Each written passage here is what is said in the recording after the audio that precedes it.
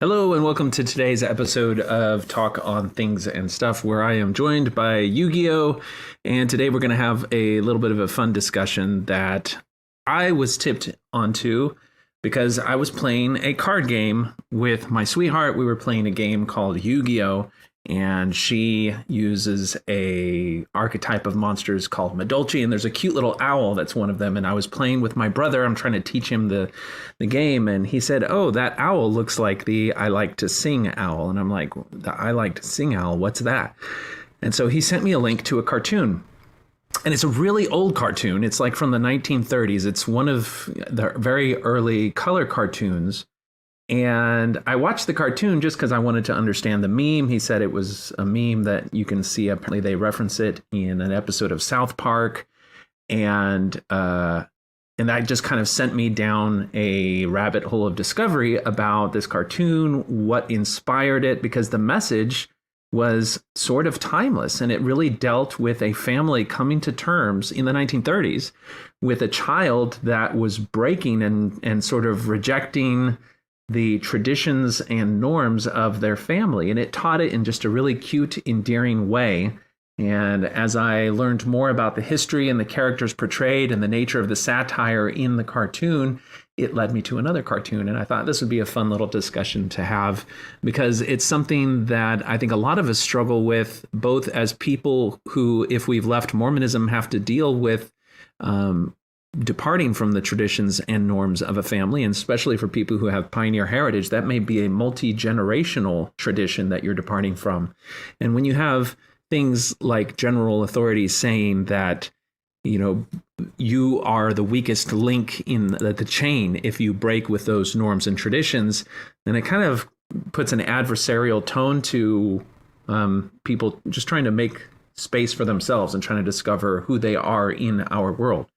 And so what I will do without going any further is we'll just dive into the cartoon, and I will pause it periodically because this is a cartoon that is still under copyright. And I tried to post a version of it to my channel and it was immediately blocked. So chances are the stream is going to block out a little bit. It'll say this is copyrighted content. And then when I stop playing, it'll resume. So I'm going to pause frequently. Hopefully it'll avoid it getting caught like that, and I'll have to be somewhat descriptive about what's going on. So just bear with me with that. So with that in mind, let's go ahead and dive in. I think Yu-Gi-Oh is asleep, so he's going to give us some peace while we do this. All right, so I will put a link to the cartoon because I've put it in a place where you can find it if you want to see it in isolation, and I'll find that in a little bit in our discussion. But for now, this is I Love to Sing. It's a cartoon from 1936.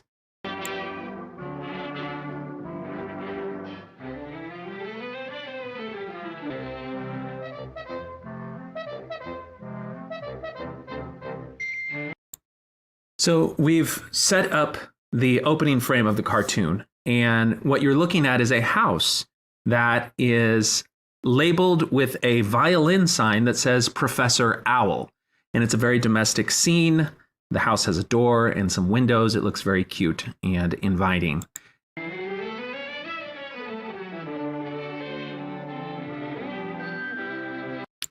We've got a close-up of the sign. We've heard the music is already scales like you would be singing or playing as you are learning to sing or learning to play music. And the sign in the shape of a violin says Professor Fritz Owl, teacher of voice, piano, and violin, but, and then.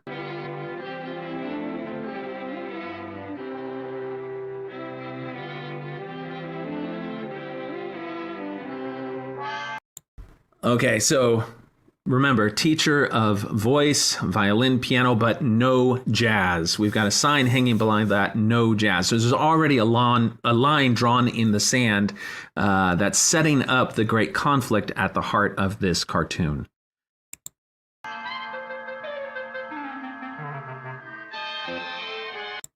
And they've done a brilliant job of using musical cues to tie this in. Before when we were talking about traditional music, they've got the scales that you can hear going da da da da da da da da da, and then as soon as they bring the jazz, there's a much more improvised sounding and loose sounding music that's played to underline that. And that will become a theme that you'll see.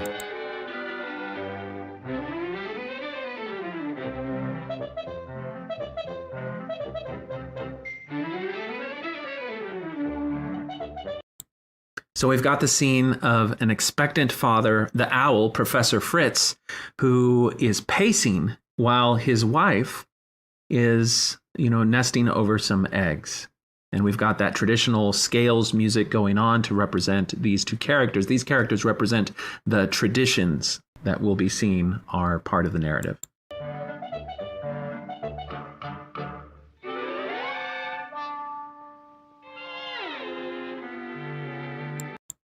So our father owl, Professor Fritz, comes in to ask Mom, has anything happened yet? She peeks under her brooding box there to look at the eggs and nods her head. No, nothing's happening yet. No action yet. They're excited and worried about the expectant delivery of some baby chicks.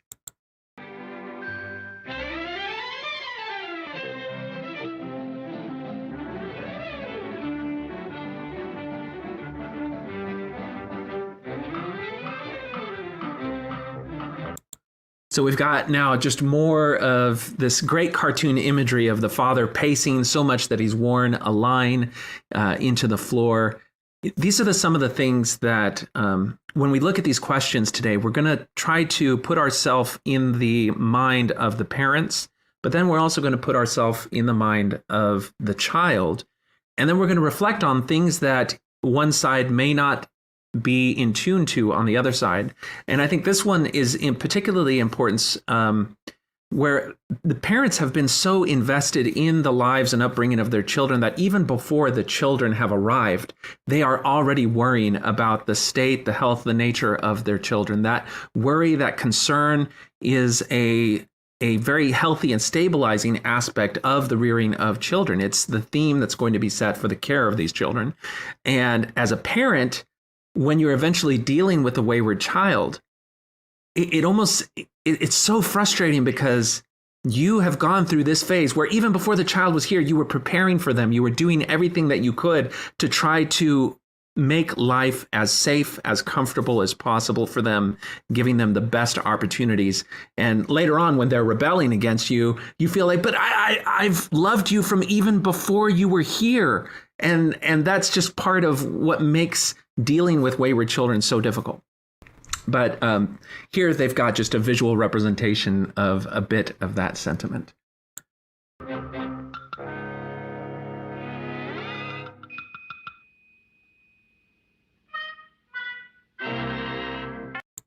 Okay, so now the father goes in. Is it time yet? And she checks.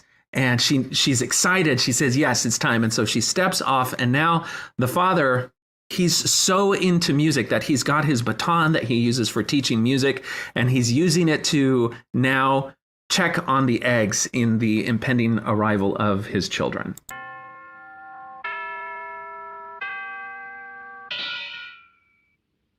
Okay, something's already amiss. He taps on the first 3 eggs, and there's an ascending chord in perfect harmony. And that last egg that he taps on has a little bit of a cymbal crash sound. It's different from the others.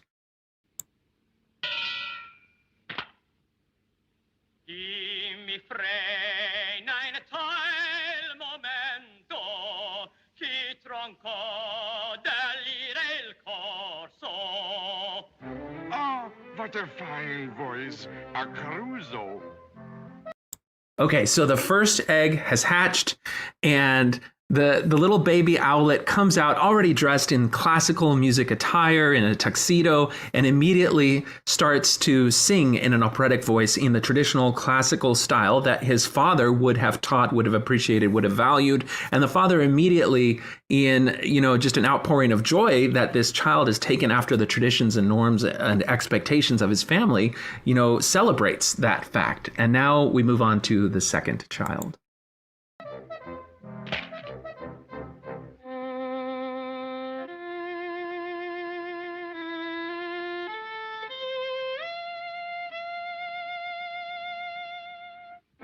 What sweet music, of Fritz Kreisler.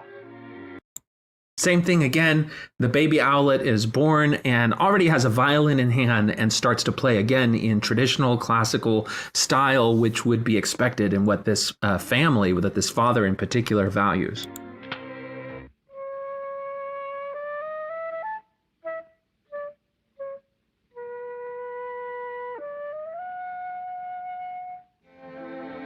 A lovely melody. A Mendelssohn. Again, with the third child, we've just got further reinforcement that all of these children are fulfilling the hopes, dreams, and expectations of the parents. They're fitting in perfectly with the paradigm that the family has set for themselves. Remember, no jazz. And now we come to that fourth egg, the one that sounded a little bit different when it was tapped. Hello, Stranza! I love to sing about the moon and the June and the springer. I love to sing about a sky of blue or tea for two. Och, a jail singer. A crooner. Stop! Stop! Stop! Okay, so let's pause it for a little bit and just go back to this, because the way that they depict this this fourth child is so cute. So the other ones were dressed in black and white in the classical tuxedo. This chick comes out and it's already different. It's wearing a red jacket. It's got a big, colorful blue bow, and it immediately starts to sing in a very loose, just spontaneous style that is more accustomed to jazz. It's not in the traditional classical music. And he starts to do a little dance, which is not the stilted classical try not to move or only have very intentional moves, but is very much a loose, free-flowing dance. So it's just a completely different style, and it's more in tune with jazz. And now the father immediately reacts to it, and he's kind of pulling his hair out, and he's having to deal with the shock of one of his children is not fitting the mold of what he has been preparing for, what he represents. His entire profession, who he is as a person, is defined by his ability to teach and instruct people in the paradigm of classical music, and this completely disrupts it. Stop! Stop! Stop!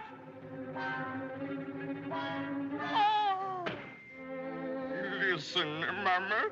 If he must sing, we will teach him to sing like we want him to. Okay, so it's not just the father. The mother herself, you can see she hears the fourth child sing. She swoons and faints. The father catches her as much as he himself is distraught by what's going on. And then they are immediately in the problem-solving mode. And they say, that's okay. If he must sing, we will teach him to sing as we want him to. So now they're confronted with a child who seems to be inherently different. And their solution is to force the child to conform the way that they are to the expectations and traditions that the family has. And they're going to work extra hard on this child to get them to be the way that they want them to be. And you can already tell, there's so many parallels with families dealing with children that don't fit the mold and expectations. And you can kind of predict that this strategy of forcing the child to do things the way you want them to do, even though they seem to have a mind of their own that's very different from that, is probably not going to work out in the best way. And there's probably a setup for conflict as that happens. And so the cartoon is going to show us what that looks like. Drink to me only with thine eyes. I love to sing about the moon and the June and the springer.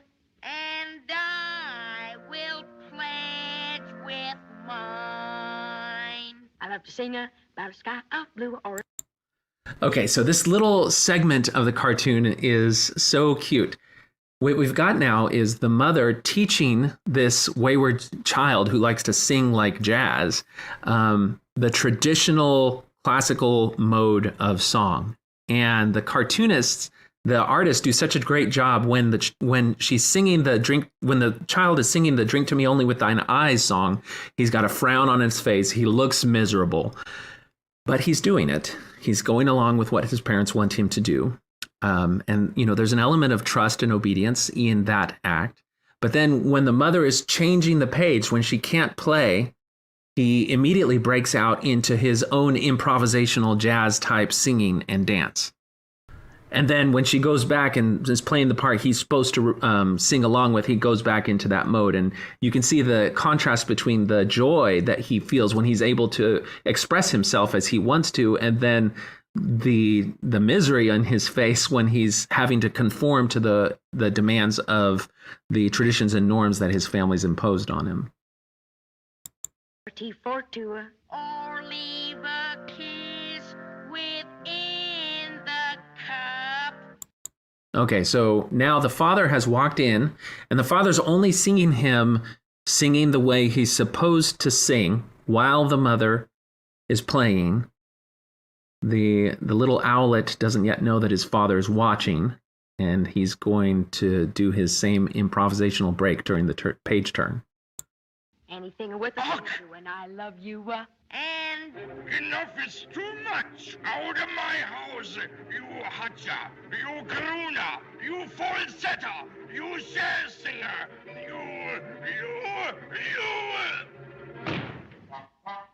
Phooey! that's mine, Pop. All right. This is the moment where I don't know. I really start to feel for this cartoon, because this is the moment where the parents, seeing that this child is not going to conform completely to the expectations and pattern that they've set for them in their life, reject the child. And the father in particular, in a fit of anger, kicks him out of the house. And in doing so, identifies all of those things that are justifying him kicking him out of the house. That he's a crooner, he's a jazz singer, and he punctuates it all by throwing him out of the house and pronouncing phooey. And this part of the story is really a lesson for the parents. And so they focus mostly on the reactions of the parents. And they don't really give a lot of complexity to the owl himself, the little owl himself. And he simply says, that's my father. And I think some of the power of that is just pointing out that this is the relationship of the parent, who is supposed to cultivate and nurture the child and allow the child to grow up and to make that transition from complete dependence on the parent to independence as an adult who has become an autonomous individual themselves. And then to see someone who's in that role, the parent, completely cut off ties, kick him out of the house, and in doing so reject him, there's something that you have to just step back and consider the nature of that act that just happened. What is it that would drive a parent to do that? Remember, this parent was the one that was pacing a hole in the floor, a line in the floor, because of the expectations, the hope, the aspirations that they had for the children. Now, the parent in this paradigm needs to realize that while they are parenting their children, that still involves allowing the children to grow up and to become individuals, and understanding and acknowledging that individual that child may become is not going to exactly match the pattern that the parent has set for the child, because they are individuals, because everybody is different. And you can't simply socially construct your family environment to force and compel a child who may have very different ways of looking at the world, of conceptualizing themselves, of acting and responding, different values and priorities. It's going to come up to the grand total. All these different parts of that child is going to come up to a grand total of somebody that's very different in nature from their parent. And it's not surprising that would happen. It's a normal part of human development. Now, some kids will depart further than others. And as parents, our ability to deal with that in a way that still respects their individuality is one of the challenges that we have as parents. Because, yes, we were once children in that mode and making that own journey from our parents. But we don't become parents and immediately know the best way to handle all of these things. And particularly like this owl, when our identity, our purpose in life is so enmeshed with these different aspects of who you are that you infuse into your children, when they break away from that, it can seem like a threat to us and who we are as parents for them to reject those things. But when you look at people who have studied and tried to create a framework to understand and deal with these stages of life that we all go through, there's something called the Erickson stages of development, I think it is, where whether you're an infant, a toddler, an adolescent, a young adult, a parent, an older adult, at every stage, there's kind of an existential question that you have to resolve. And you have to, whether it's, just surviving when you're an infant, or whether it's coming to terms with who you are as an individual versus the external world as a young child, or trying to figure out your identity as separate from your parents as you make the transition into adulthood. At every step of those processes, you're starting to sift through the different aspects of your upbringing and integrate what things are you and what things are not. And particularly at that phase when you're in your teens and when you're a young adult, sometimes the only way to draw that distinction between who you are and who your parents are so that you can feel more secure that you are your own individual is to reject the things that your parents have provided for you in terms of a way of looking at the world. And people have stereotyped this as just teenage rebellion. And it can be easy to kind of dismiss those things of, oh, it's just a phase, because it is a normal phase that we all go through. But at the same time, to the child going through that, it is their world. It is the task before them that they have to do to come to terms with who they are as a person.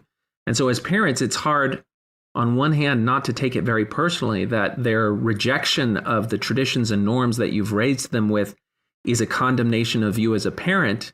It can be very easy to take that as your child rejecting you and to feel that rejection and reflect it back to them. And that's where we have to just hold and remember that we're the adults and that this process is not a final thing. You may have you may have a child that rejects you now and rejects everything that you stand for, but that's in the process where they are trying on different identities, where they're looking at the wide world of different ways of conceptualizing themselves and seeing their place in the world. And they're trying on those identities with as much force and integrity as they can muster because they're trying to find who they are as a person. And while at one moment in time they may seem to reject you, that doesn't mean it's always going to be that way.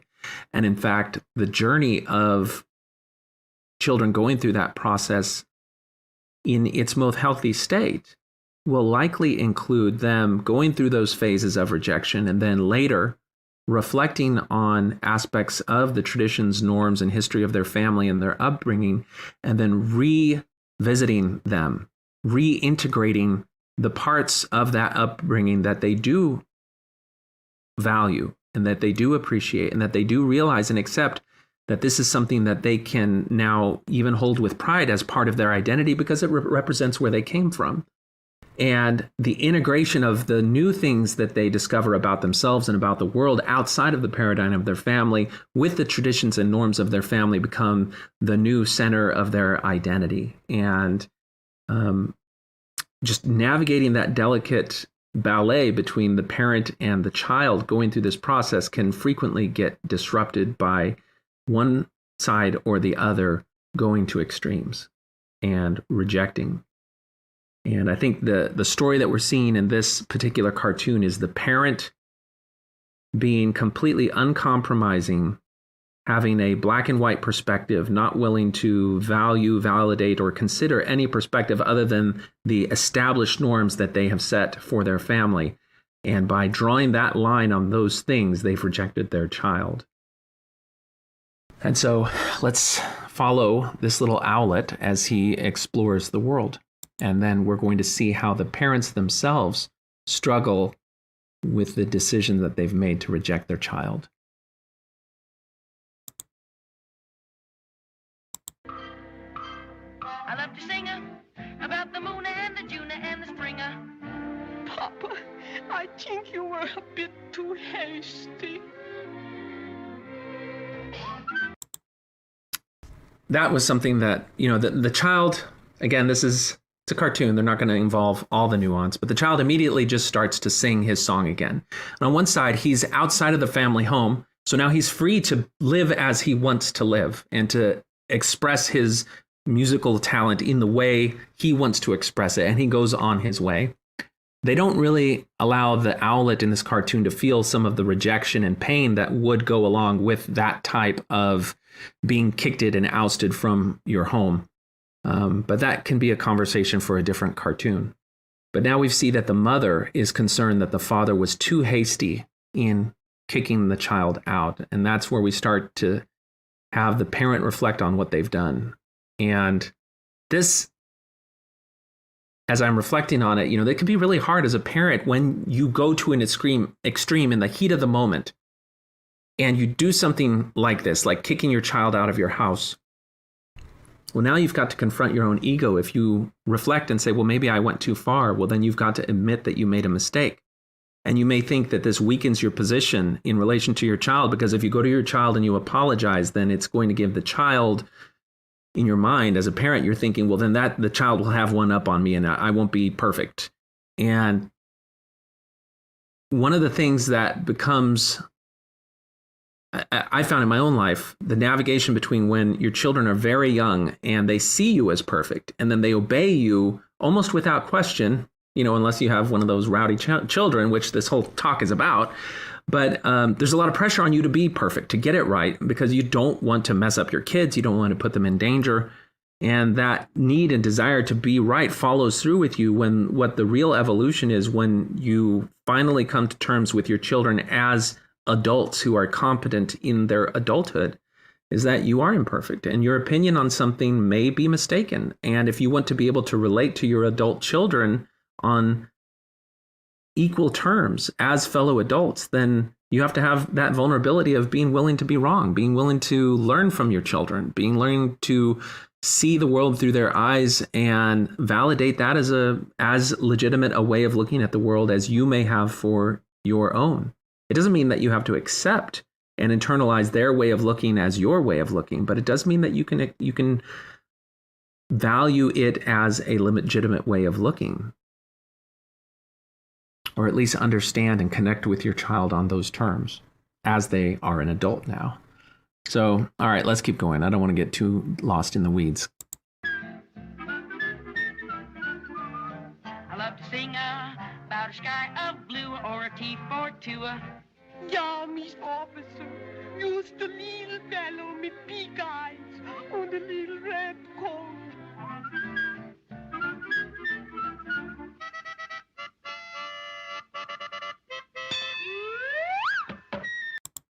Okay, so we saw that the little owlet is on his way, just singing his song, but the mother is racked with fear. She's afraid that he's going to come to harm. She's afraid that he's no longer under her care and protection. And that's driving her ongoing search. She's called the police. She's given descriptions of him. She's afraid she may have lost him. And he's going along and he sees a line of people at a radio station where they are holding auditions. And this is in the paradigm of an old radio show where they used to let amateurs come and perform.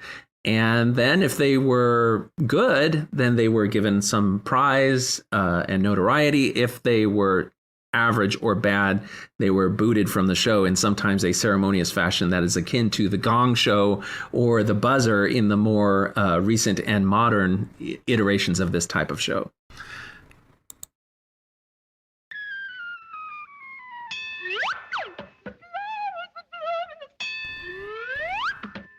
And you can see the rejects getting booted there.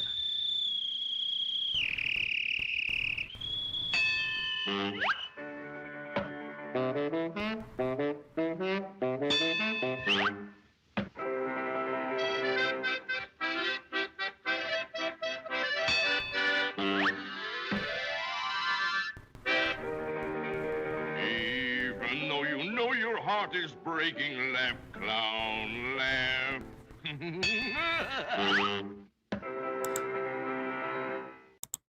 So we're just seeing a parade of different characters trying different songs in this audition show, and they're all getting the boot. They're all getting the gong hit, and then they fall through the trapdoor.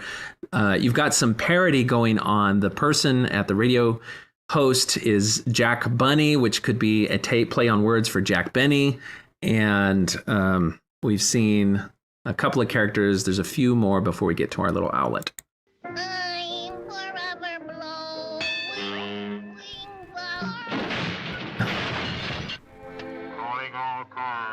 Calling all cars, report to your stations for further instructions. That is all. I wonder if they found my little boy. No, we didn't, lady. There's an element that you can hear in that last clip where they are listening to the radio and you're hearing the mother worried if they found her little boy. And that is that these owls are not only in the paradigm of classical music, but they're also foreigners. They speak with a German accent. And so that element of tradition that may have carried them into, this is an American cartoon and American society, and the integration of foreign families and foreign traditions into the melting pot of America is a common source for these intergenerational conflicts.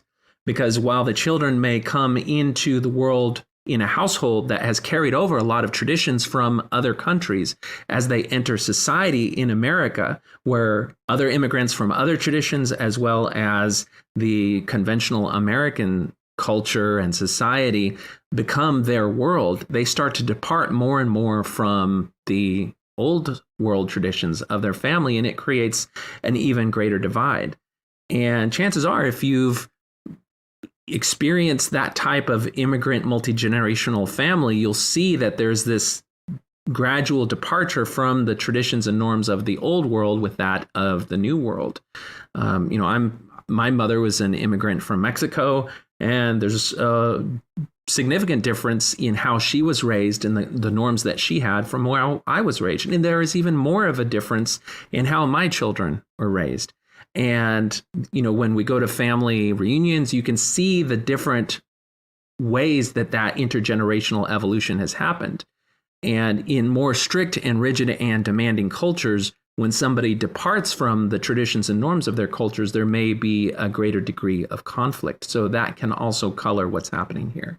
This will be an important observation when we get to the second cartoon, because it also includes some of the immigrant facet of this, the tradition aspect of what a child may be rejecting. Okay, so let's keep going.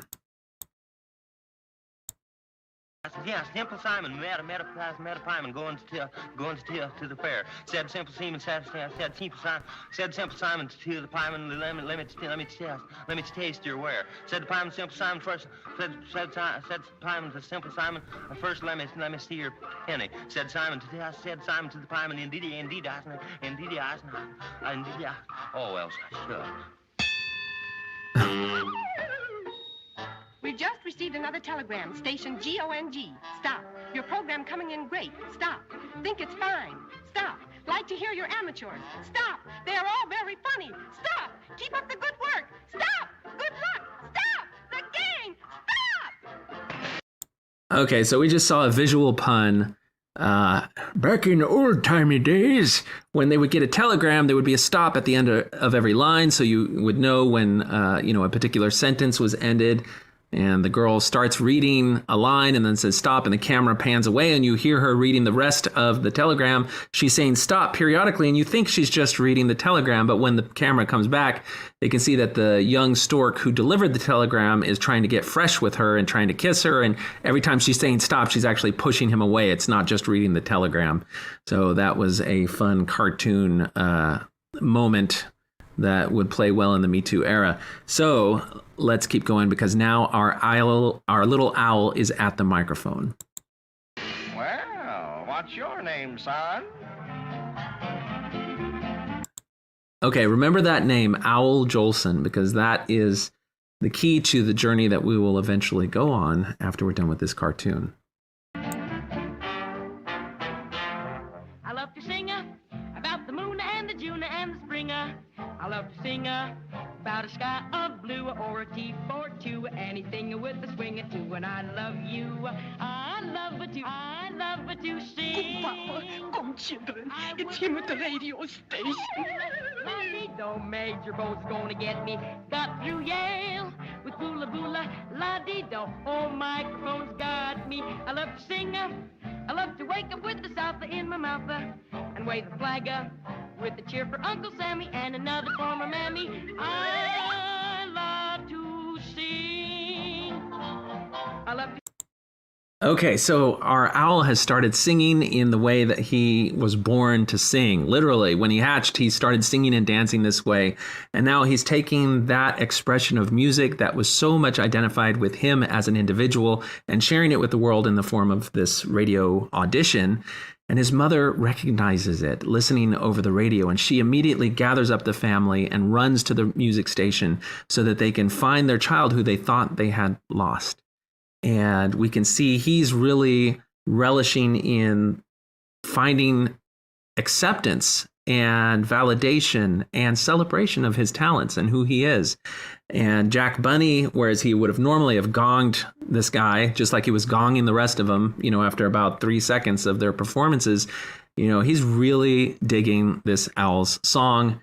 It's something that he hasn't heard before. It's new to the world because a lot of those old things that all those other performers were doing was, they're pretty old traditional stuff. I think one of them was, the accordion one was, like an old song from the South. And here we have our owl, and the family is now at the radio station behind the glass, looking at their wayward child who they finally found that they were so worried about.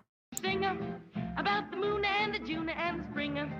I love to sing about a sky. Drink to me only with thine eyes.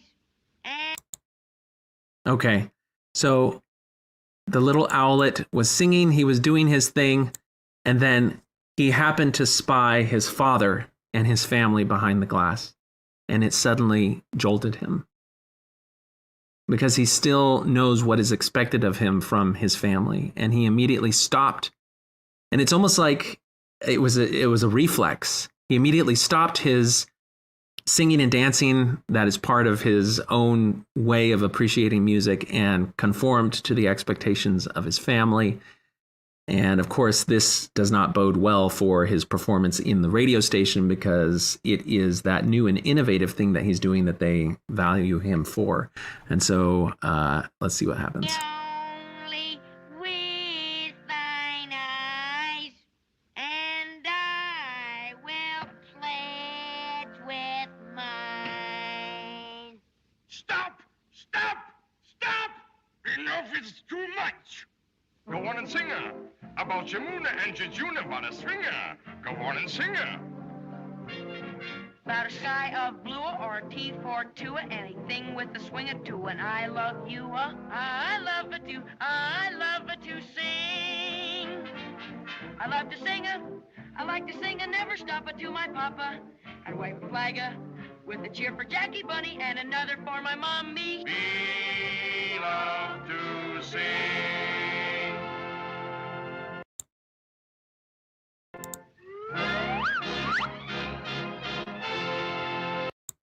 All right.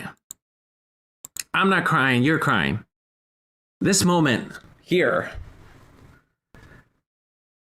when the father sees that the world is loving him and appreciating him, and he himself is finding acceptance in the world through the expression of his talents and his love for music, even though it's different from what his father wanted for his son. And then he sees that when the kid sees him and is jolted and goes back into the paradigm of that he was trying to force down his throat when he was in his house, that is not only decreasing his standing in the world, but it's also, he can sense that it's stifling and it's placing this kid in a box, in a prison of the identity that his father has imposed on him. And so the father rushes in and says, go on and sing. And is by way of encouragement even starts to do a little bit of the jazz dance and the jazz singing, even though it's completely foreign and different to the father and what he would expect. The father came and met his child where he was and accepted him and encouraged him in what he was doing. And that allowed the child then to, in the presence of his family, with the knowledge of the love and acceptance of his family, be who he was, express his love for music and do so with the security and comfort of his family around him. And he got the prize, and Jack Benny loved him. It was all great. So just the fact that this came out in 1936, though, tells you that these struggles, the whole struggle of what do I do? I've decided that I'm not going to be Mormon. I'm not going to be in my family. I have 6 generations. We're descended from Abraham Smoot or, some old Mormon person. And that all of this weight of tradition in your family is on your shoulders, and you're trying to break free and coming to terms with how your family may have treated you in the process of going through that. I think this cartoon is helpful because it can be informative to parents who are trying to figure out how to cope with their children. And in showing this little parable, it can perhaps soften their hearts a little bit, and it can allow them to give room for their children to go on their own journey and understand that a child choosing a different path for themselves doesn't have to be a rejection of their parents or a rejection of the people that are their parents. It may include a rejection of some of the traditions and norms that the parents have included, but that's not the same thing as a rejection of their parents. I have rejected Mormonism in my life in terms of it's not something that I believe is true or should hold control over my life. And I went through a period of time where when I tried to talk with my mom about it, it was very clear that my rejection of that hurt her a great deal. And anytime I would talk about why I rejected it, it hurt her. And I saw that it may be that she was interpreting my rejection of Mormonism as a rejection of her. And we had a discussion around this possibility. And I had to explain that, I loved her, and I loved her for everything that she did in the context of Mormonism to try to bring me up in the way that she thought was the right way and the safest way and the most secure way. And I gave her knowledge that I loved her for those things, even though I disagree with them, and I would not want to subject my children to certain aspects of that. I still loved that she did it because I know she did it from a center of love and from a center of care and concern. And every bit of the care and concern that would go into pacing a line into the floor came into every aspect of her upbringing. And she was trying to do the best that she could with the knowledge that she had. And even when she was not perfect at it, even when I look back and I would not have done things, even in the mode of Mormonism that she did, I know that, especially as I'm a parent myself, I'm not perfect. And there are times that I totally flub up this complicated thing of how to raise kids. And so I can allow that she had made mistakes too, and I still love her and appreciate that for her. And in that discussion, she admitted, she's like, I feel like you don't love me because you don't love the church. And that all of those criticisms that you're giving of the church and how, the bishop interviews and all these things, those are criticisms of me as your mom, as how I raised you. And so we just really had to talk about that. And she started to understand more that the criticisms that I have of the church and my rejection of aspects of the church are not a criticism of her personally or a rejection of her personally. And that was an inflection point in our relationship in this, journey outside of the church that is very palpable to me. Because after that, it became easier for her to see me as a person because she understood that I saw her as a person. And it involved a more mature way of us interacting with each other as adults. And so, each of us now that are on the outside of the church may have our own kids who are going through their own journey, which may depart from some of the norms that we thought. Some people may have kids who join the church or take on different modes of identity and different modes of seeing the world that are completely foreign to us. And our ability to handle those challenges in our own lives is something where a cartoon like this can give us some insight and some lessons. There's a lot of fear on the part of the parents when they do something as drastic as kicking their kids out of the house. And, there may be parents who do that, who feel completely justified by it. And in some cases, that feeling of justification may come from some teachings of the church. There's the 2012 talk by Elder Christofferson, which gave sanction to parents who may have to withdraw support, not love, but support for children for a time if they feel that the children are acting against the purposes of the gospel, and that withdrawal of support is a form of a higher love, a Christian love. And so you can see how the doctrine that's fed to the minds of parents may actually fuel a mode of rejection of children who decide to go a different way. Now, that doesn't mean that that's the only message that parents may have gotten, because on the other hand, you have Elder Holland in the BBC interview with John Sweeney, famously in 2012, where he said, if I had a child who was not a member of the church, I would not shun that child. I would not reject that child. I would accept them. And so, in the world of mixed messaging, parents can kind of pick and choose how they want to interact with their children. And they just have to say, well, I'm just going to listen to Elder Christofferson. And that can give them justification for rejection of their children. But I wanted to set up the choice between rejection and integration in the paradigm of this cartoon, because the father initially rejected his little owlet jazz singer. But on reflection and with time, when he rediscovered and found his child again at the radio station, he gave space for his child to be himself, and he even changed his own perspective. Whereas before he would have nothing to do with jazz, now being exposed to somebody who he loved, who was the personification of jazz, he accepted it and even sang and danced in the mode represented by it. And so there was an integration now where the contours of his life were broadened and expanded by the fact that he had a child who was this jazz singer. And so that expanded the father's experience and wisdom and, view of the world by going through that process. And so that integration of the further expansion of your life because of the people that come into it, whether it's your child or other people, is a beautiful aspect of growth and maturity. And that's something that I want to see is modeled on this. Now, this cartoon was, it was fascinating to me. I wanted to find out, all the different things that fed into it. So it turns out that the story structure of this cartoon is parallel to a movie that was one of the first talking movies where spoken audio was synchronized with visual images. And that movie, fittingly enough, is called The Jazz Singer. And you can go to the Wikipedia page and you can read the summary of the plot of The Jazz Singer, and you'll see that it's pretty much the plot of this cartoon.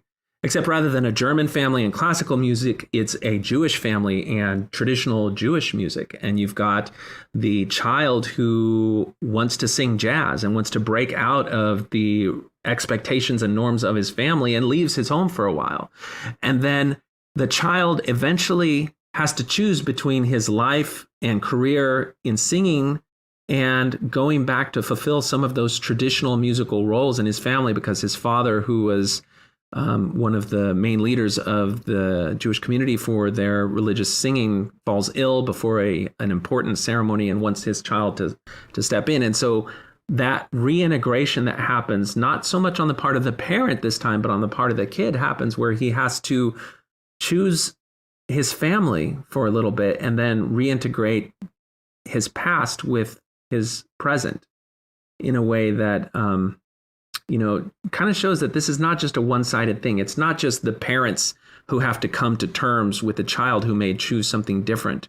There is another side of this story that you need to keep in mind, because a child may be rejected by his family because of differences in ways or thinking. But there are forces out there that will also compel, convince, or induce a child to reject their family for the same reasons. And that is where this concept of family of origin issues comes into play. Now, on this channel, we talk a lot about cult indoctrination or undue influences. And you'll come across several different themes when you encounter groups, organizations, or movements that are trying to have a great deal of undue influence over how a person thinks. And one of the most effective ways that a group or a movement can do that, or even an individual, if they're trying to isolate someone to be in a dominating relationship, one of the things that they can do is they can point to your family and say, the family that you grew up with doesn't understand or appreciate or value you for who you are or us for what we represent. And so your family is toxic. And you will do better for yourself and for your own purposes if you cut off your family. Some people call it defooing. So defoo is to detach yourself or to cut off yourself from your family of origin. Of course, they won't say detach yourself. They'll say cut off your family of origin from you so that you're no longer bothered and burdened by the toxicity of your family of origin, because they're just going to keep trying to cram you into that box.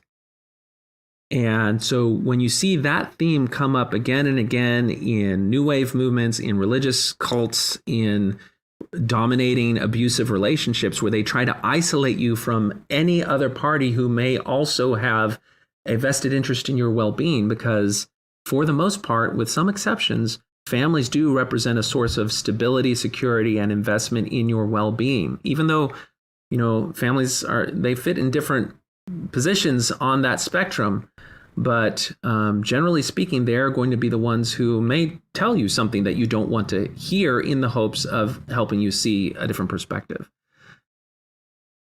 But the dance that goes on between family members and individuals coming to terms and analyzing and integrating different aspects, that's a dance that needs to be able to take place so that you can evolve and mature. And when you have a group or an ideology or a movement that says cut off your family, that can be a red flag.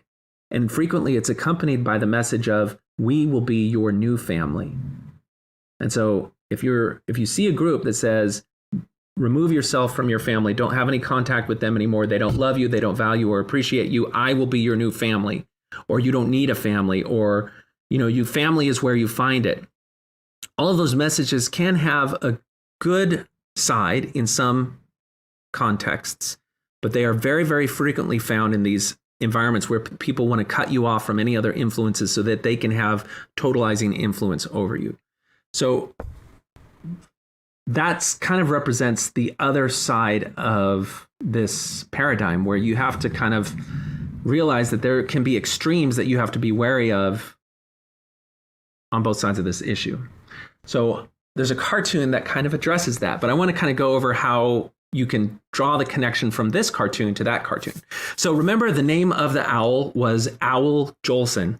So I heard that, and I don't know too much about old-timey crap, but, I'm not that old. We could probably talk to Radio Free Mormon. He probably knows all about this stuff. But Al Jolson is a name that you'll probably hear, for the most part now, spoken of very, very negatively. And that's because he came to his career through a type of minstrel show that included blackface.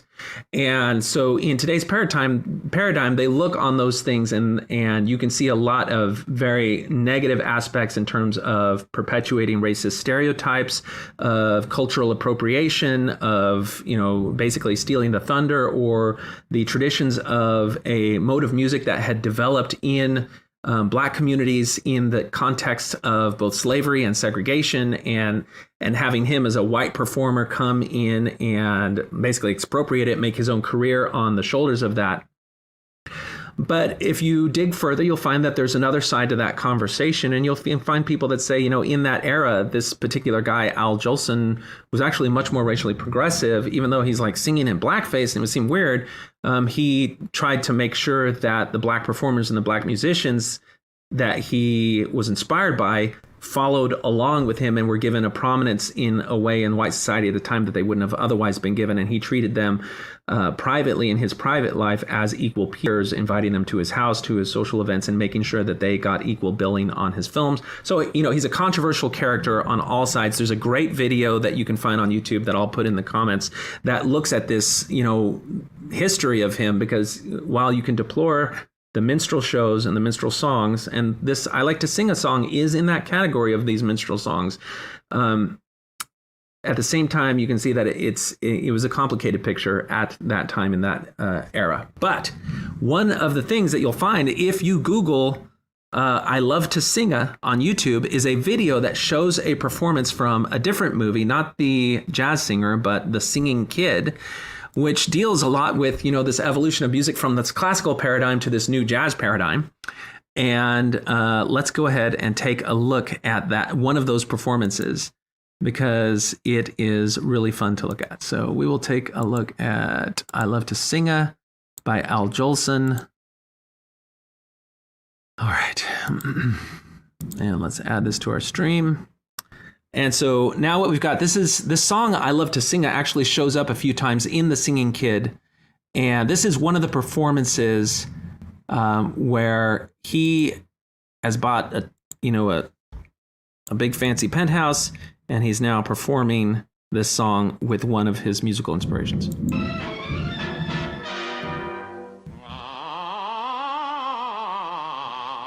Oh, ain't it grand to live and breathe and let your chest expand? Morning, cab. Good morning, Al. The skies are blue, the world's a song, when life is notes to you. I've got eternal youth because I've got my heart where it belongs. Don't care who makes the nation's laws, long as I can sing its songs. I love to sing about the moon and the June and the spring. I love to sing about a sky of blue or a teapot too.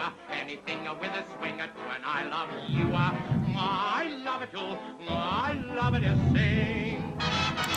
Okay, so you can hear how the cartoon was basically just taking this character and doing it in the context of that story. So, but what we're introduced here is Cab Calloway. So, Cab Calloway is this remarkable performer that brought just a new, completely.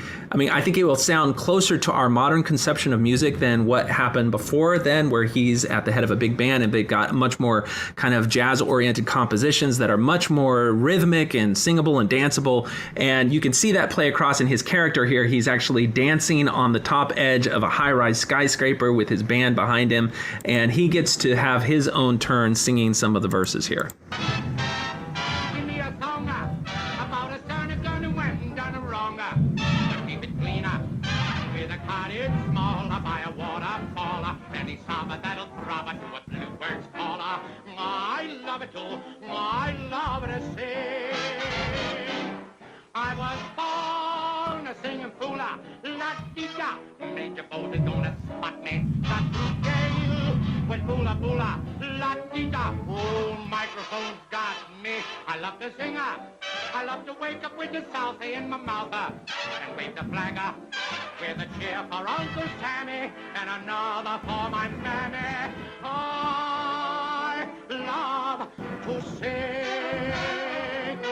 I love to sing about a moon and a June and a spring. Oh, I love to sing on a sky blue and a team too. Take it with the swing around, for I love you. Love, love. Give me a song about a Santa Claus that went and done wrong, but keep it cleaner. It's small with a wall of fall, and it's summer that a drama to a bluebird's call. Love, love. I was born a singing fool. Okay, we don't have to go through the whole thing, but I just wanted to make sure that we got Cab Calloway's performance in there, because one of the things that you will notice is Cab Calloway's performance is way more authentic and completely expressive of this song, and he really, really embodies the free form of the way that this music was bursting onto the scene. And so then when we explore now Cab Calloway, you'll have to excuse me, it's raining here, so you're probably going to get some of the rain sound in there, but Cab Calloway's music was also incorporated into some early... One cartoon that you'll find in particular that looks now of... Now we're going to look at a child who rejects their family rather than the family who has rejected the child. And so the name of that cartoon is Minnie the Moocher. So let's see if we can pull that up. And I'll hit share video. All right, now I've done a AI upscale and 60 FPS version of this that I will post links to in the description once this is over, so that you guys can check it out on your own time and use it in your own family discussions or whatever you want. But I think it's just really fun.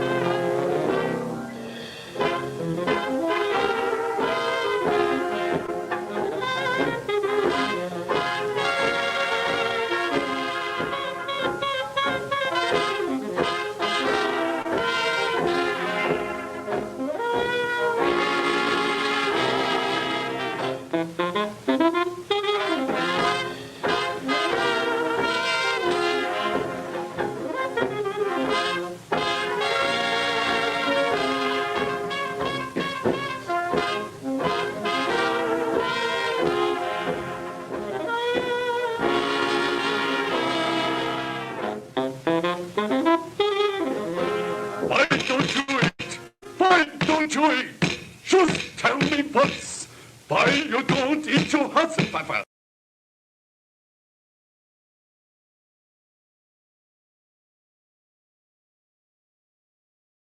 Okay, I think it just lagged there for a second, but we start out with just a musical interlude or a musical intro that includes video footage of Cab Calloway dancing in front of his band as they play the intro to Minnie the Moocher. And it's actually the motion of Cab Calloway that they incorporate into a character that we'll see later. And this was a very common animation technique early on, was to take video footage of somebody moving and then draw over the cell frames to create the animation. And then we are introduced to this as a Betty Boop cartoon. And now we get to be introduced to Betty Boop's family and the narrative of the story. Why don't you eat? Why don't you eat? Just tell me what's why you don't eat your Hasselpfeffer, eh? Und don't you saubraten Betty. And when I must once more tell you to eat, then I will right away send you out from the house out. So, you hear? I won't have it. I won't have it. You go to school in the morning and you stay there all day and you work hard and you study hard and you come home and you don't get it. Oh, come on, Betty. And I say, what is this? What is this? I won't have it. I won't have it. Why did you say something? Why did you say something? And why your father is not? What's this? What's it loose? Don't talk to me! Don't talk to me! Do not touch it! I won't have it! I won't have it!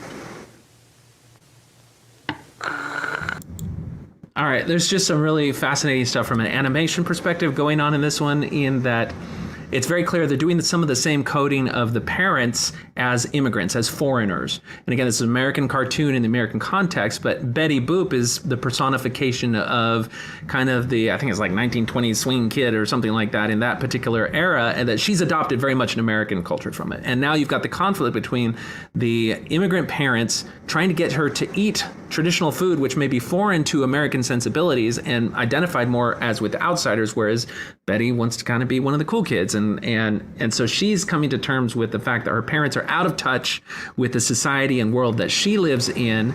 And because they're trying to get her to appreciate and to value what they have done to feed her, to clothe her, to, you know, bring her to this world. She, at the same time, rejecting it. I love the imagery of the turntable here, because basically it's saying that the father is like a broken record. You know, this is his, you know, why won't you eat the food that we prepared for you? You know, it's Hassenpfeffer, which is like a, you know, not as common a rabbit stew sort of thing that, you know, certainly we have today, and even at that time maybe associated more with immigrants rather than conventional American norms. But we're starting to see that conflict now between the child who doesn't like what their parent is trying to do to them. And it's, again, that break from traditions and norms and expectations.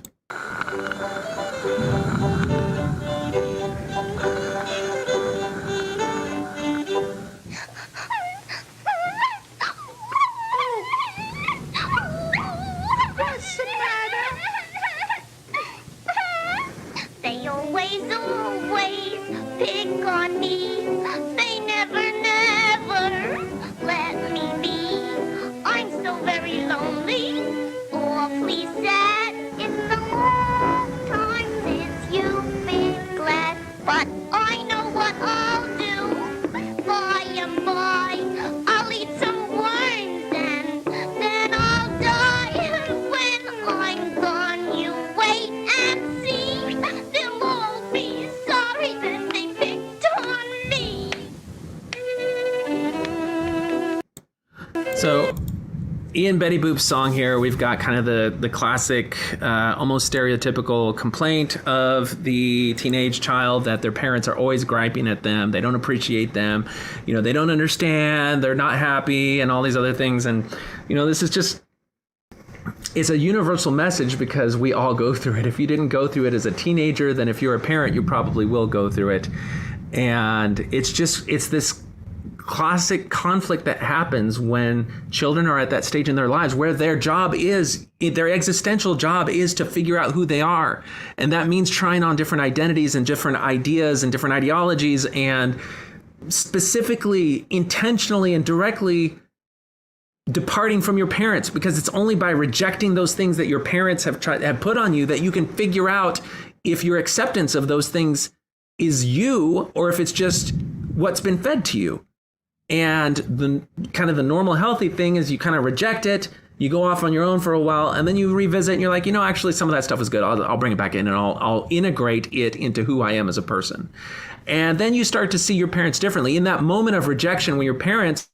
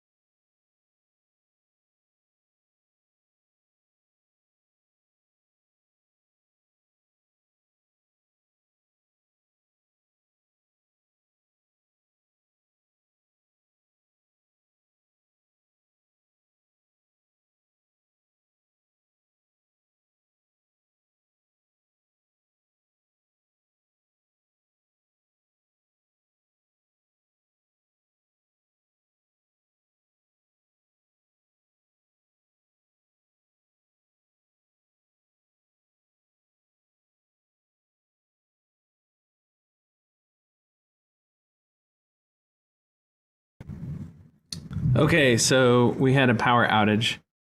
Let's see here. Give me just a second. All right, so I have to go back to where I was because my power cut out in a huge thunderclap. And so we will see. It looks like I was able to rejoin the stream. Hopefully you guys can hear me. And I was in the middle of a thought that I can no longer remember, but I can bring up our cartoon again.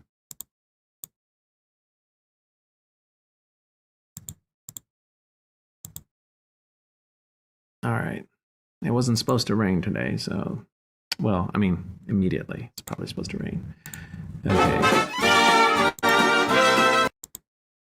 All right, we were at the moment where Betty Boop was rejecting her family.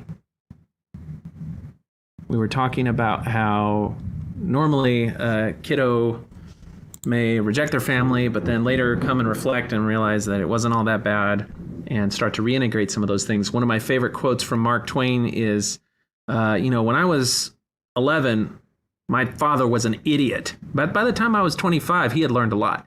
But it just kind of reflects that notion that you see your parents differently as you go through these different stages, and you start to realize that some of the extreme ways that you thought about them may not have been justified. Okay, so let's now look back at our cartoon.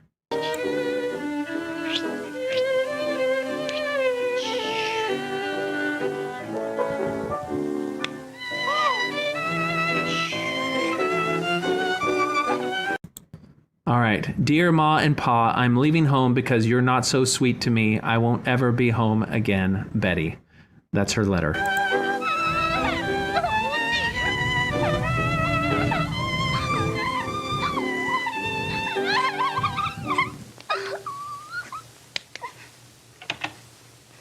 Bimbo. I'm leaving home. Yeah, I'll go with you. Meet me under your window. Okay. Okay, so I think as parents, we would look at a letter like this. I'm leaving home because you're not so sweet to me and I won't ever be home again. And we'd say, that's a really self-centered letter. You're just really concerned about yourself. You're only really thinking about yourself. And you have to realize that as parents, we're trying to think of a much broader picture, not just you who we are now, but your future and everything in it. And so that's kind of the clash that you have there. Whereas, the kids at this age are really at a part of time where they are really thinking about themselves, because one of their challenges is trying to figure out who they are. And at the same time, they're breaking free from, what you have been to them as a parent. They will form other connections with friends and family who specifically are not the parents. And then they'll start to commiserate and start to maybe think that those other people that they deal with are their friends really, because their friends say good things and nice things to them. Their friends support them in whatever they do. And you can lose sight of the fact that many times the benefit of family and parents who, on the average, on whole, will have your best interest at heart is that they may warn you and tell you things that you don't want to hear, that are uncomfortable. But those are things that come from wisdom and experience from people who do genuinely want what's best for you in the long term. And if you reject them, then you're missing out on the opportunity to learn from those things. And finding the balance between, standing up for yourself and your identity, and then also listening to your parents when they tell you things that you don't want to hear or that are uncomfortable to hear. They may talk like they know what they're talking about, and it makes you feel ignorant. You don't want to feel ignorant, and so you kind of reject them, or you just say that they're arrogant. Like, all these different things play. Like, I have these conversations with my kids multiple times over multiple nights. So this stuff I struggle with too. And I think for me, it's just, I want to step back and say, okay, there are extremes on both ends of this, and we want to try to be able to meet somewhere in the middle where we can have a conversation and have it be meaningful and not cut off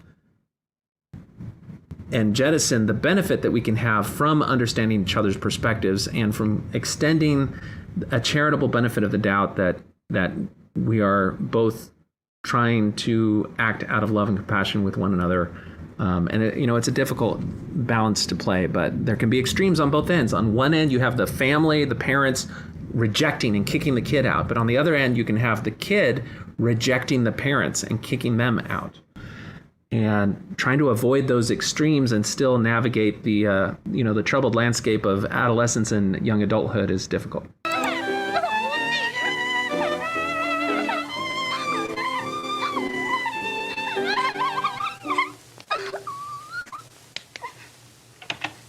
Hello, Bimbo. I'm leaving home. Yeah, I'll go with you. Meet me under your window. Okay.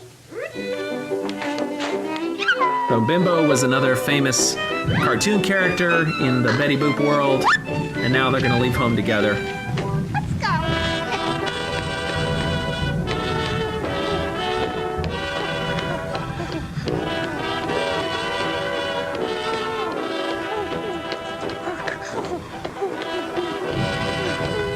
And now we're starting to hear that musical theme of Minnie the Moocher show up.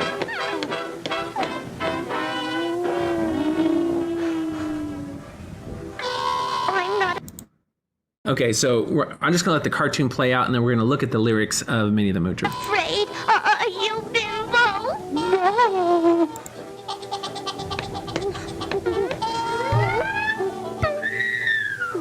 Folks, now here's a story about Minnie the Moocher.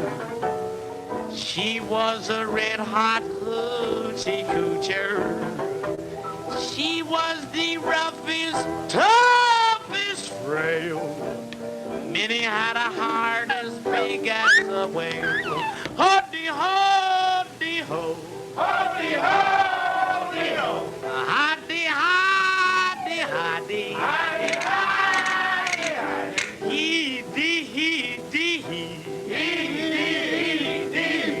Ho-dee-ho-dee-ho. She messed around with a bloke named Smokey. She loved him though he was cokey. He took her down to Chinatown. He showed her how to kick the gong around. Showed her how to kick the gong around. Ari, ari, ari, ari, ari, ari, ari.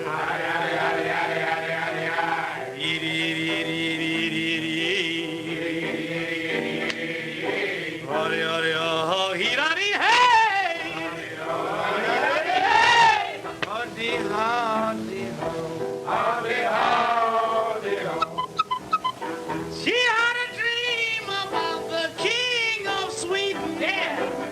He gave her things that she was needing. He gave her a home built of gold and steel, a diamond car with the platinum wheels.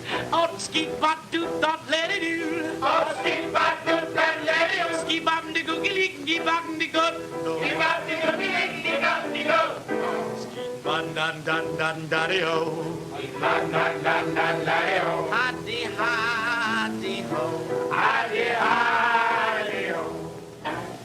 He gave her his townhouse and his racing horses. Yeah. Each meal she ate was a dozen courses.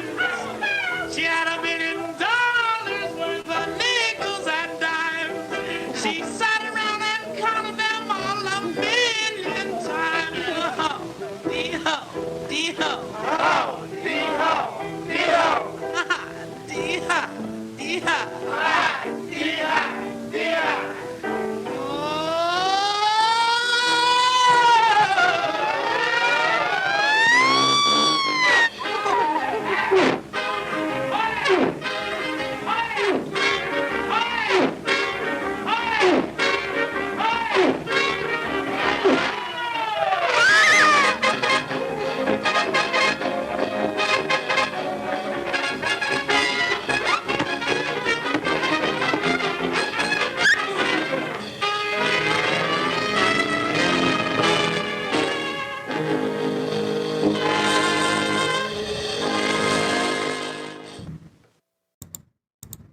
Okay, so that is a really fun cartoon.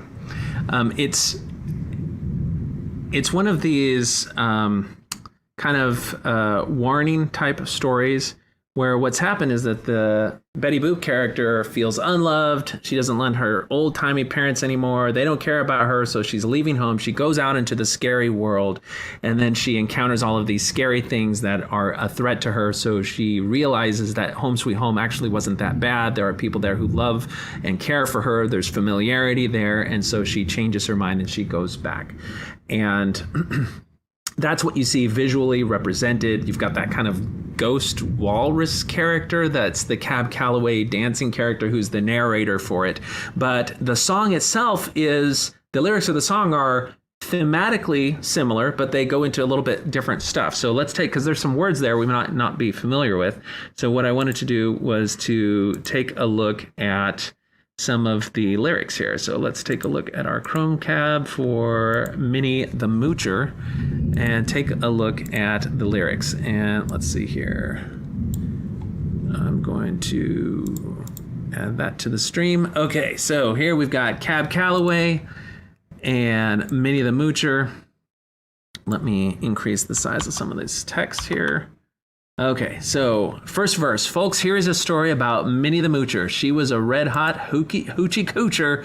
That's just a word to describe some sort of sexually productive belly dance-like dancers. It could be a word for a girl. She was the roughest, toughest frail. Frail's just another word for a woman. But she had a heart as big as a whale. So, she was an independent woman. She went out and did her own thing, but she was a good person at heart. And she messed around with a bloke named Smokey. She loved him, though he was a cokey. So basically, he was a cocaine addict. Her boyfriend was a cocaine addict, and her boyfriend took her to Chinatown, showed her how to kick the gong around. That's a reference to I think it's the opiate dens, where the gong was something that you used to indicate that you needed more drugs. And then she had a dream about the King of Sweden. I'm not sure about that one. I think it's just because it rhymed with Needin, and just basically went into her aspirations and her dreams. Let's see down here. Okay. So the overall theme of the cartoon and the lyrics themselves is just that you may reject your parents and you may abandon them and go on to explore the world on your own.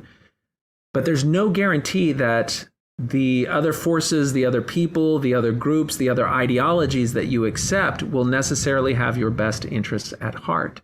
And so in this conflict, in the tension between dealing with your own differences from the traditions and norms of your upbringing and the path that you want to forge for yourself, it can sometimes be easy to fall into the idea that anything that's not my parents or not Mormonism or not whatever, anything that's not that or that specifically rejects that must inherently be good or the way I want to be. And the fact is that taken to an extreme can actually lead you to place yourself in danger and to impede your choices, impede your opportunities. And that's where reflecting on aspects of tradition and family are not inherently bad just because they're old, just because they're tradition, or just because they bring on other things. There's elements of stability, elements of safety in that if you can navigate maintaining your own identity and autonomy and rejecting those things which don't fit with that, while also accepting and valuing the things which can be accepted as authentically as the care, love, and concern as your parents, and that you can separate those things so that you as the child don't take your parents' identification with Mormonism or any other traditions as specifically a demonization of you as a child or as an adult who has chosen to go a different way. It's harder for me to put my thoughts together under this because there's a big raging thunderstorm out there right now. But I just love that there were these two cartoons that showed two different sides of the great conflict between integrating ourselves as parents and as children at that nexus moment where we're essentially separating ourselves in identity and in being from the families, traditions, and norms of our childhood and upbringing. There are going to be, no matter who you are, aspects of that, whether it's some dish that your parents serve that you don't want, that you're sick of and you don't want to serve again, or whether it's a religious tradition or a worldview or just a way of dealing with the world that you don't like. I've had several different iterations of that in my own journey, coming from, very strong identification with America, patriotism, militarism. I was a Boy Scout. Of course, I'm going to be in the military. And then I see that it's not so stark. There's some people who take that perspective and then they say, well, that means America is all bad. And America is basically the embodiment of colonialism. It's founded on slavery and there's nothing good about it. It's sick from the start. And that's an extreme that you can go, but it's not really reflective of reality. And it's only when you step back from that extreme ideological standpoint and say, there are some difficulties, some bad aspects of America, just as there are bad aspects of anything, but there are some good things there too that have evolved and helped things get better over time, that you can kind of come to an integration of your conception of some of these things that acknowledges some of the bad and still works to address it, but also values some of the good and tries to keep the benefit and the security and stability of it. And so I've had to go through that with my relationship with the government, with religion, with parenting. I was raised in a corporal punishment paradigm where spanking was the norm and expected, and that was part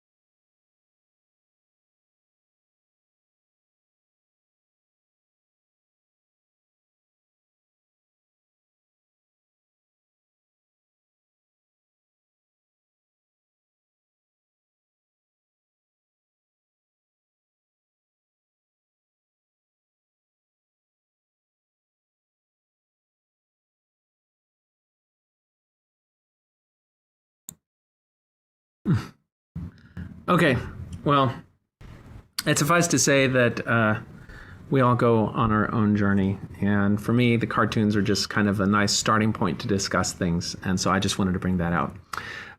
With that, I think the thunderstorm is now...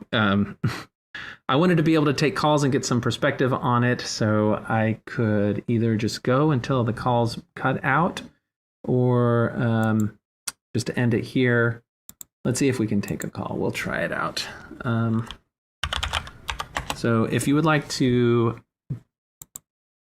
give some of your perspective, you can call 210-422-2222 and share your thoughts on this. We'll see if we've had any comments that are worth reviewing. Let's see here. If it was mic, speaker. All right. Again, the number is 210-422-2222 in case anyone is still here.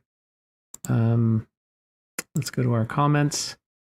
Death Valley Days says, this is why Mormon leaders treat the membership like little children. Father Owl is Russell Nelson, currently lacking in wisdom. I think that's a paradigm that a lot of us can really see reflected in this cartoon, which is that if you consider the family, the Owl family, kind of like the church, then people who see things differently and are vocal about it and start to express their perspectives, they get kicked out of the church in very much the same way, where by kicking anyone who dissents or has different opinions on things out of the church, you're depriving yourself of the benefit of integration, of ideas that are more expansive. So, early on, we had people like Stuart Udall and Lowry Nelson talk to the Brethren about how the way that they were framing and teaching the issues of race, the priesthood ban itself, was wrong.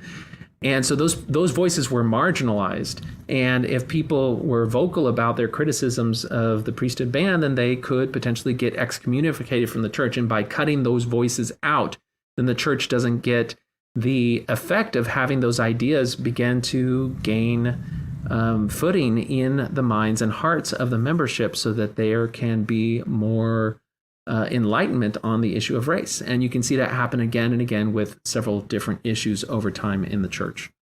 So, all right, I'm actually piggybacked on my phone internet connection right now, and so I may not actually have as good a bandwidth, and the picture is probably a little bit lower, but it looks like we don't have anyone calling in, so we will go ahead and close it down. This was a rough episode, but it was just something I had on my brain, and I wanted to get it out there so that I could move on to other things. So I will add the links to the various stuff we've mentioned. We got a call. Let's see what we got. Hello, you are on Talk on Things and Stuff. Can you hear me? Yeah. Hey, what's on your mind? So my husband and I are listening. I'm going to put on speakerphone so you can hear both. Okay. Second. Okay. Can you hear us okay? Yeah, we can hear you great. Okay. Yeah. I thought you were going to shut it down. I was like, no, we want to call. We don't have any super strong thoughts on this. It does relate. So we were hanging out with our family this weekend, and my brother sent me a text on Sunday, and it was a screenshot of scriptures, and implied that basically he implied that I need to repent and come back to the church. And anyway, I called him, and this is a brother this is a brother that's been listening to us this whole time going through this. He's been totally love us no matter what kind of relationship. In fact, one of the few members that we've had with that. And so when he sent us that, it was just I thought we were understanding each other. Yeah. And I don't know. We just really had to put ourselves in our believer shoes again, just so we could maintain that relationship, because it's hard hearing that. I don't know. Yeah. And this episode was, I really enjoyed this. This I think it's one of your better episodes, because it really is hard to, find that to be accepted for who we are, because we do live such a different, we're not in the church anymore. And so it is very difficult. And, it's like silly things. It's like, we drink coffee now, and all of a sudden that becomes an attack on, their identity, and they don't understand why we might want to drink coffee. But from my perspective, it's so silly. It's not even funny. So yeah. So this episode really put that into perspective. I really appreciate that. Yeah. I think the thing that I found it, because, I have my own issues with my own kids and my own parents and everything. And a lot of it is just really, we feel like the last conflict that we had defines everything. And that's just the way it's going to be. And really just understanding that our own thoughts, as well as the thoughts of our loved ones, evolve over time. And while there may be a period of time where the last conflict was such a terrible fight, I felt so hurt, they felt so hurt, that it just seems like, that's it. We just got to, I'm not going to talk to you ever again, or something like that. We're just, as long as we're always open and ready, anytime any olive branch is extended, that we're just ready to take that glimmer of hope and light and just go with it and make them feel as loved and accepted for doing that, even if it's not the complete olive branch that we want, but at least it gives us a return to the positive feelings and love that, exist with our family members, just as a starting point, before the church ever even enters into the picture. So I've had moments where I've had shouting matches with my brother and basically stormed out of a restaurant and things like that. And it just seemed like, how do we heal from this? But then just over time, things soften. And I think particularly as they've had to process things that you've talked about. And the challenge for us is to talk about these things in a way that respects that we're not directly assaulting who they are as people, and that we don't think that they're stupid or they're idiotic or they're immoral for what they do, but rather that we see that these ideas or these principles have another side to them that may not be as black and white as they think that it is. Yeah. So how do you guys respond when you get a scripture thrown in your face? And it's because it can be really, oh yeah, well, here's a quote from Richard Dawkins or something like that. And, Yeah. And that's just it. Like I've tried to accept that I really love Jonathan Haidt's work. He just kind of explains that they're not stupid or dumb or anything. Like, and I wasn't either when I was believing. Like, it's, I think it has a lot to do. We have an elephant and a rider, and I don't think we always understand what we're trying to justify. You know what I mean? We just want to keep things coherent and be oneself. And sometimes we're just not. There's a lot of different parts of us that are going different ways. But I don't know. I don't think this will affect our relationship or anything. It was surprising to me because it's like you feel like you're building something with someone, and then they're like, oh, no, you just think like everybody else. You're just nice enough to listen. I don't know. It's just more of a disappointment than anything, I think. And then I can totally see how you could feel like, oh, does that mean that all of these moments where you sat there smiling and nodding while we were talking, you were just waiting till you could call us to repentance? Like, it kind of hurts that you weren't really feeling the same way that we do. Just really hard to get people to feel the same way when their identity is so wrapped up in that particular way of being. Yeah. And sometimes it's up to us to be okay with it. Well, and I called him and we had like our conversation. I don't know if it made it any better, but I wanted to let him know how it made us feel, just so that he was aware, because I don't think he was trying to make us feel that way. And it bummed him out that that's how he felt. He's like, oh man, I thought we talked enough that, I could tell you what I was really thinking. And it's just like, well, you can. And then that's what's disappointing me. But I love that you did that in terms of letting him know how hurtful something that can be, but not letting it be the final exclamation point on a relationship. Because what you're doing by doing that is saying, I want you, I respect that you're not trying to hurt me, that you do want to help me. And I'm letting you know that this did hurt me. And so how can you understand my perspective so that at least if you can understand why it would hurt me, then maybe you won't approach these things in the same way again in the future. And maybe he understood that. I don't know if we even got that far, but he was able to tell me. He was just like, well, it's like, I want you on our team. Like, and he even he even said that, I want you on our team. Like, and it's not that I feel like you're in a bad place. It's just that I want you. I think you guys are amazing. And so I want you to be working for the same thing I'm working for, like, it's not not even team, like he's against us or anything, just team is in like, just support. He wants support in his belief. And, you know, we could be really supportive. Like he thinks we could be so strong if we just decided to stay. And it's like gone into like, it's a choice, you know? And I'm just like, I don't understand how it can be a choice. Anyway, I could rehash the whole 3-4 hour conversation, but I don't want that. But I don't know. It's hard. It's really, really hard. And then my husband's been really feeling like he just wants to, we live in Utah, and he's just like, I just want to leave Utah. I want to move to Europe, and I don't want to have to deal with Mormonism ever again. And it's so hard. Like it's been really hot, been wearing tank tops, and you know that you're getting judgment, and you're just like, I don't care. It's hot. Like, I don't know. It's hard. I can't really relate to a lot of that because I don't have to deal so much with the, you know, completely being saturated in that culture. I know, you know, just having a little bit of that with my family. Like I remember very early on, I had come to these new ways of looking at the church, and I was like, I can't tell my mom. I'm just gonna have to live like this the whole way because she's gonna feel broken and she's gonna feel like she's a terrible mother, and I just need to let her die. And then when she's dead, then I can be open and about this. And then after a while, it's like, I can't do that for me, but also for her. I want her to know who I am. And you lose some of, you know, just, I don't know how far you guys are on your journey, discovering what the church was and then moving beyond that. But over time, you start to lose some of the concern of the judgment. And you start to realize the things that you thought were going to be so bad to be judged are not that bad. And there's so, you know, apostasy or just family members going a different way is becoming so commonplace now. You may start to see that you're even treated like almost like, you know, like the black sheep is bad. Yeah. But every once in a while, it's kind of good to have the black sheep there, because then people will come and they'll actually be more open and honest with you, knowing that they're safe in doing that as believing people. Like I get some of my brothers like admit things to me that I don't think they would talk about to anyone else, but they know they can talk to me about it because I'm not going to judge them about it. Yeah, we've seen that. Yeah, if you can get to that point, then at least you start to see yourself as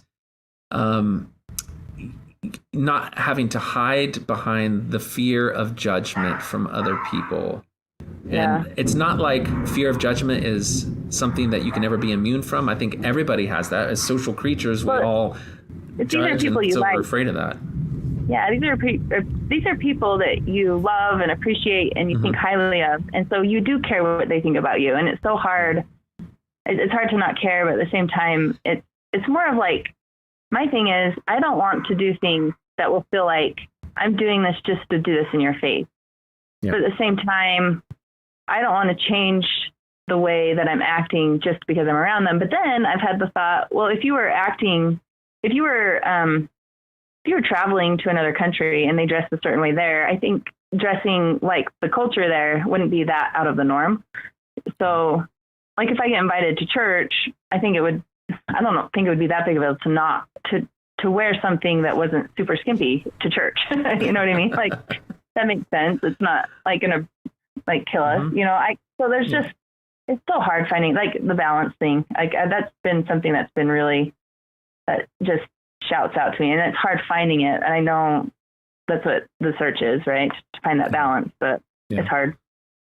Yeah, we all make compromises in some way with the social world that we live in. Even my favorite go-to is like, I wear deodorant. Okay, so I have a social expectation that I don't want to stink terribly with other people around me, so I wear deodorant, even though it's an imposition and everything. And so there are compromises at some point that you can make. But at the same time, if I ever go to church, I am wearing a Hawaiian shirt, because any God that does not accept me in a Hawaiian shirt is not worthy of my love. So I don't know how that goes with, people aren't going to be necessarily so judge me, or I'm not going to be as distracting, I guess, if I in a Hawaiian shirt as somebody may be in a skimpy tank top or something like that. But yeah, we really appreciate your show and your perspective. I think it's the best one in the ex-Mormon space, so I really appreciate that. That's very kind of you. All right. Well, thank you so much for your call. I had almost shut it down, but we'll give another few minutes and see if anyone else wants to call in and share their perspective on it. And I wish you the best in navigating this relationship with your family. My big phrase on it all is don't give up. Just as much as I don't want parents dealing with their kids who are departing from the church to give up on their kids. I don't want the kids to give up on their parents either. And, taking any opportunity that you can to touching back on that foundation of love and empathy and compassion that we all have with our family. If we've grown up in a healthy family environment, which I know is not everyone, but as much as you can return to that and just touch base at that as frequently as possible. And that's going to mean, and as hard as it is, it's going to mean sometimes you get together and you don't talk about church stuff. And so make sure that there's other things that you share with your family that you can talk about. And so I managed to get one of my brothers into Yu-Gi-Oh! So I can play the Yu-Gi-Oh! Card game, and we have that to talk about. And then I've got movies with another brother and science fiction. And so I'm like trying to make sure that my interests are not just all about me ranting against the church, because that's... Granted, I do that still, but I want to pepper it in. Right. Oh, all right, awesome. Take care, you guys. Yeah, you too. Bye. Yeah. Bye now. Okay, so if you would like to join the conversation, you can dial 210-422-2222. Let's see. Greg Anderson says, I love to sing has been my favorite cartoon since I saw it about 50 years ago. That is spectacular. I can't believe I only saw it in the last few months. It is a great cartoon. I was like, it was one of those, goosebump moments, especially when you see the father come back in and say, go on and sing. All right. Hello, you're on Talk on Things and Stuff. Hey, John. Gimpy Geezer here. How you doing, man? Hey, Gimpy, what's going on? Hey, great episode. Mormon Stories podcast had a live stream going on. I think a little bit before yours. You probably didn't catch it. So I was wondering, there's not a lot of people watching this, and now there's a lot of people watching it toward the end, I guess. So whoever didn't see it from the beginning, they need to rewatch it. Yeah, we should coordinate better. Yeah, great episode. Though, really. Yeah, you triggered a lot of things in me. I just wanted to share a couple of things with you, if you don't mind. Oh, you've shared a few things about your own interactions with your kids over the years that have been very touching and insightful every time. So I'd love to hear it. Yeah. Well, thank you. Yeah, I think I called too much, actually. But, hey, you really did a lot of stuff. Hey, I just want to point this out. You said early in the video, I'm not crying, you're crying. I like that about you, John, that you can be vulnerable. I like that. I really do. I've got two boys. And one's in his mid-20s, one's about to head to college, and they grew up in the Mormon thing, and everybody's out now. My wife and I and those boys. And I just got to say, we still have, we struggle with a lot of problems we've had, just, different things, and that life brings, health and whatnot. But, I cannot tell you how much my boys have just blossomed and are wonderful in so many ways, as any parent would think, but without having to have any connection to the church, that looking through life through the Mormon lens.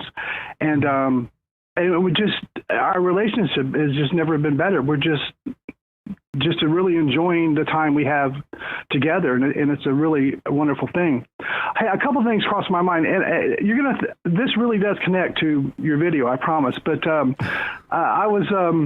joined at age 20, but before, my mom would take us to a church occasionally, and we started going to a Lutheran church for a while, and it was a very nice church.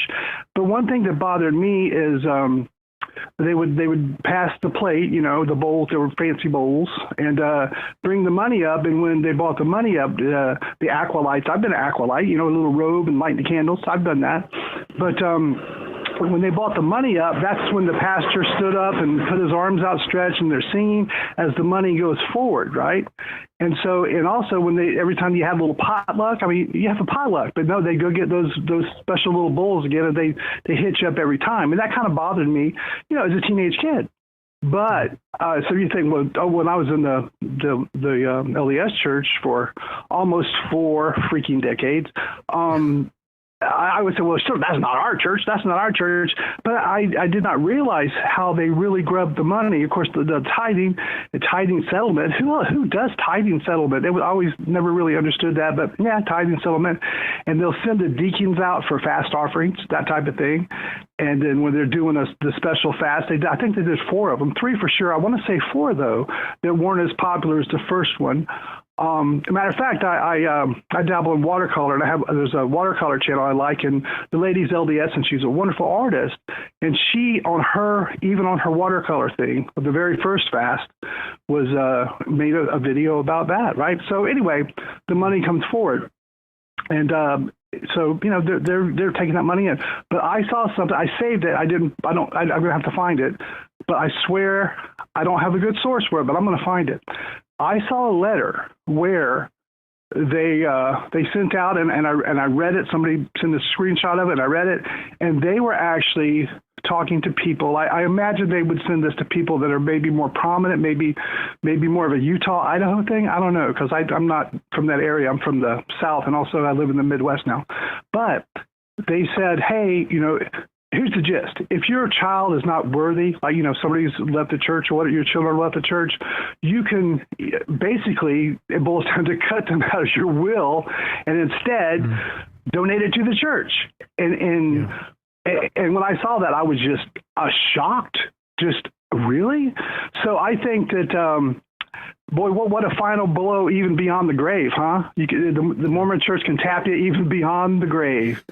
And no, you're not hallucinating that. That was a real thing, and it was even more than a letter. The LDS Philanthropies, which accepts that type of donation, commissioned a video to be made where they profiled a family, and they talked about how you can bequeath your estate with conditions so that you can feel comfortable and secure knowing that if your children choose to live by other than your standards, then your inheritance will go to the church. And that video was commissioned, it was put out, it was associated with LDS Philanthropies, and when the news hit about it, it kind of was put down the memory hole. I have a copy of it backed up just in case it ever is questioned again, but that absolutely did happen. That would be a good video to look at. Hey, listen, I don't know what happens in life after death. I hope I can see, those my loved ones again. I really do. But can you imagine? Because if there is, you go, you're buried in your temple robes, and then on the other side you figure out. I'm sure you would figure out pretty quick. Oh, I was barking up the wrong tree, and then to know, oh no, I cut one of my kids out or whatever because of this, because they weren't living the right. Oh, just horrible. Anyway, but my oldest son, he's always been kind of a streetwise kid, and he's got a pretty good BS meter.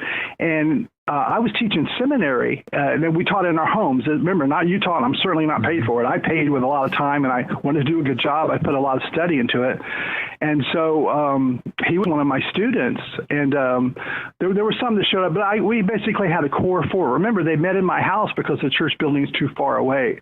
There was a core four. My son was one of them, and the other three have gone on missions and everything. And this is years back, and I remember being sad that my son didn't, go on a mission or whatever, and that he had left the church. Of course, I personally would never disown anybody or whatever. I've always wanted to be a father. I would never abandon them no matter what they did, and always love them. And we even lost a daughter at birth. Jesus, I'm not. You do. I'm sure you know very well. But if anybody doesn't, the Jehovah's Witnesses, they will cut the kids out. They will cut them off and not have contact with them, and that's pretty sad. But I could never do that. But anyway, just and so the words that came out of my ignorant TBM mouth, talking about sorry for things I said was when I was Mormon. I remember telling other people a couple of times, "Oh, he would have been such a good missionary," because he's a real social guy, really good person, and all that. But that came out of my mouth, and on the other side of the coin, I'm thinking, "Thank God he didn't go into mission." Oh, I'm so glad. I'm so very glad. But yeah, you were dealing with some hard Hassenpfeffer in this episode. I hope that I know there were technical difficulties, but I hope that I don't know if you're just going to post a live stream as is or edit it, but very, very noteworthy. A lot of triggers for me, and a lot of thinking about stuff like that. But hey, there is light at the end of the tunnel, and if anybody's listening or hears the video in the future or whatever, it can get so much better, and there's always challenges, but it can get so much better. And I really feel that I'm really grateful for that I'm free of that. I can say Mormonism had my mind for such a long time. I can say, it's a memory, and I'm sure that my boys will, work as they continue to process, being years out now, 2 or 3 years out, that they, can overcome that. And one thing I did mention before, and I just, it made me think of the father owl, who at the very end said, "Oh no, you got to sing it," and all that. I've always loved that. I've seen that many times in the past because I'm old, but I love that cartoon. That's a really good one. But I do remember. I sat down and very, very seriously, and I formally, legitimately apologized to them. And it's like, and they're so loving. I'm glad. I'm grateful they're not bitter or whatever, because they went through some shit, as all Mormon kids do. And I think it's only when you're out you fully realize the how deep it was and how destructive it is, as so many of your videos cover and others. So but good job, John, man. I love when you do stuff like this. And I like the couple that called before. You got a couple caller. That's awesome. And they're like, hey, this is one of my favorite episodes. And so just keep it up, man. All right. Well, I really appreciate your perspective on this, Gimpy. The stories you shared before, I think the one that stuck with me most was playing the "I'm Just a Simple Man" song to your kids. Yeah. Oh, yeah. You're just trying to say, I did the best I could, and I still love you, and let's go on this journey together, because who knows where we're headed. That was actually when I apologized to him. And it's a Leonard Skinner song. It's called "Simple Man." It's a good song, and it's got a good message. And I put it on the TV on YouTube, and put it on the TV and said, all right, let's listen to this together. And this is what I got. And even now, as my son and my youngest prepares for college, I'm like very supportive of everything he's doing and stuff, and he's doing good. He's got a good social circle of friends. I'm so grateful, and he has even as a member. Yeah, that's one of the things that I think your story and others like it remind me, which is, that paradigm where you said early on, you were like, oh, he would have been a great missionary or whatever. You were kind of missing out on who he was because you were always comparing him to what he should have been in the paradigm of Mormonism. And one of the things that as a father, as a parent, I love about moving beyond the paradigm of Mormonism is it frees you to see your children for who they are, and to love and value them for who they are, and to enrich and widen your life for that exposure to the fact that they are different from you, and that they are looking at the world in different and new ways. And I feel like that is a form of connection that is, I look back on it now as like an essential part of being a father at that phase where your children are adults and moving into adulthood. And I would hate to not, have had that opportunity. Yeah. And fortunately, in my case, I'm a very tender-hearted guy, and they've always known I've loved them very much, regardless. And so it wasn't as bad.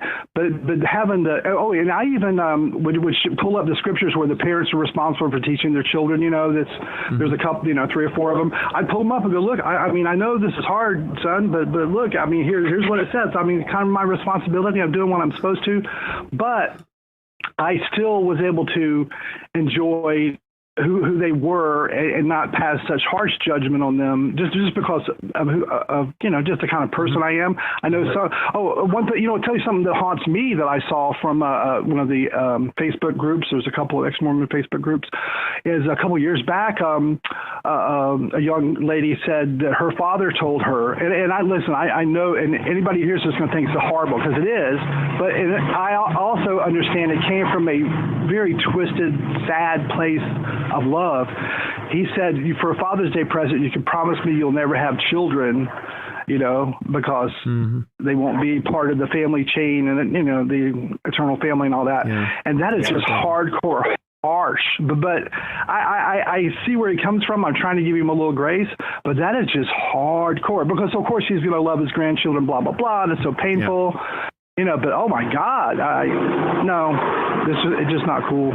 It's just not cool. But I enjoy the stories you share about your kids. One that stuck with me, I just want to say, is where you're talking to one of your daughters or something. I'm sure she would see it as a lecture from her perspective. But I turned around on her seat or whatever and stuck her butt in the air and go, just spank me, get it over with. They're great. Because I was also raised where you got your butt whooped. I'm old. I got and born in the South. You got your butt whooped, and sometimes they make you go out and pick out your own switch. Oh, and don't come back with a twig. Don't come back with a twig. Oh no, you gotta. Okay, this was not too bad, but it'll get me to pass. I can pass on this switch. So yeah, but that was so cute. I'm sure your daughters have got some of you in them, and they're smart kids. So yeah, it's fun. They're a hoot. Anyway, it's always great to hear from you, Gimpy. Thank you so much for calling in. All right, man. Good job. Take care. All right, take care. Bye now. All right. Let's see here. Kevin N says, this is another comment. Sounds like if you leave the church, you'll be under Satan's power and everything will go wrong. I think that's certainly a paradigm of fear. It's a phobia induction that you'll hear in the church, that you could interpret that cartoon about Minnie the Moocher is like, if you leave our family, the world is going to just rip you to shreds. So you need to be afraid and stay here. And that's kind of the other side of that coin. You can realize that that type of narrative of fear is one way to use a cartoon like that in a very propagandistic mode. And just, the fact that someone uses those phobia inductions doesn't mean that those aren't things to be actually concerned about. If you go and watch documentaries about political movements that take people to extreme ideologies, religious movements that take people to an extreme point in their ideology, there are people who will take children and young adults at the most vulnerable part of their lives and induce them to radicalized modes of thought and behavior that end up really disrupting what would otherwise be a normal flow of life and choices. And so, as parents, we're worried about these things. And so there are fears to legitimately be concerned about, and trying to distinguish those things which are legitimate concerns with the measure of, freedom and a broad spectrum of choices that people can make that aren't necessarily dangerous, and we don't want to overinflate any dangers. So, it's a delicate balance you have to play, and you have to pay attention. And that's just kind of what we want people to do, both parents and kids and young adults, is just like open your mind, pay attention, and don't lock yourself into any one particular thing without examining all sides of it. All right. Well, I think with that, we will wrap it up. We're just at 2 hours, and that's probably long enough. So until next time, this has been Talk on Things and Stuff. Take care.